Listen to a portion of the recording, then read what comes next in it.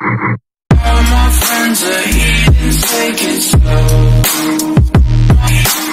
Wait for them to ask you who you. Было около полуночи. Парень по имени Дима сидел за компьютером и уже собирался идти спать, как вдруг за окном раздался омерзительно громкий скрип. Это были детские качели через дорогу. Уже 2 недели они скрипели каждую ночь. Дима иногда задумывался, кто же в такую пору там качается. Там качели для совсем маленьких, но взрослый человек в такую и не сядет, ноги девать некуда. Неужели кто-то в полночь водит ребенка поиграть?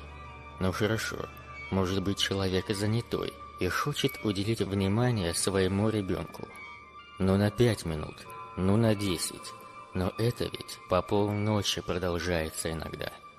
Вдруг Дима услышал, как этажом выше открылось окно. Это был его сосед. Уважаемые, вы там чем скрипите? Вы там что, анусами своими скрипите, что ли? Так я вам сейчас помогу их смазать паяльником. Поздно уже, кыш отсюда, спать ложитесь. Скрип прекратился, но через некоторое время возобновился и стал каким-то уж совсем мерзким и назойливым.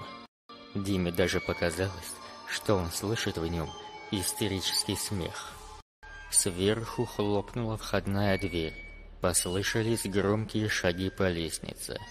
Видимо, сосед решил лично разобраться. Не понравилось такое отношение.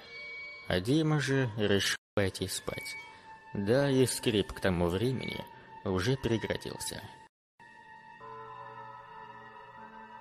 Утром соседа нашли на тех самых качелях.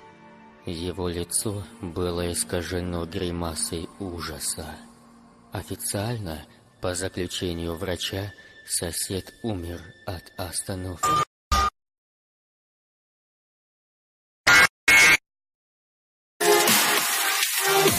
Love